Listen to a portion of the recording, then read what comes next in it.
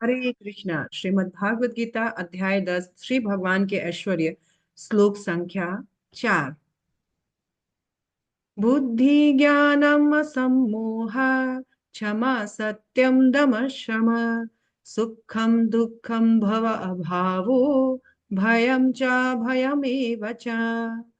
बुद्धि, ज्ञान, संशय तथा मोह से मुक्ति, क्षमा भाव, सत्यता, इंद्रिय निग्रह, मनन निग्रह, सुख तथा दुख, जन्म मृत्यु, भय अभय, इन सभी चीजों को भगवान बोल रहे हैं कि ये जीवों के विविध गुण हैं जो मेरे द्वारा उत्पन्न होते हैं।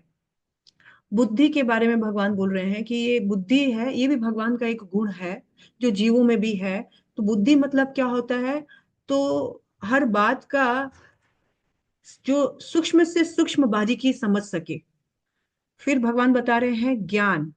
ज्ञान यानी जो सत और असत, स्पिरिचुअल एंड मेटेरियल में भेद कर सके, उस बात को ज्ञान कहते हैं। वैसे हम सभी ज्ञानी हैं, लेकिन वास्तविक ज्ञानी वो होता है जो स्पिरिचुअल और मेटेरियल उन दोनों के भेद को समझे। असम्मोह, किसी भी प्रकार के कंफ्यूजन से जो जो फ्री हो।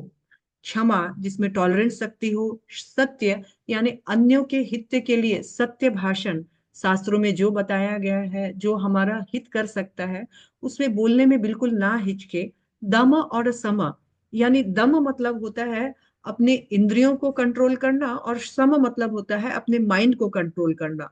सुख दुख, जो हमारे लिए, हमारे मन को अच्छा लगता है, भाता है, उसे हम सुख कहते हैं। जो हमारे मन को नहीं भाता है, अनफेवरेबल होता है, उसे हम दुख कहते हैं।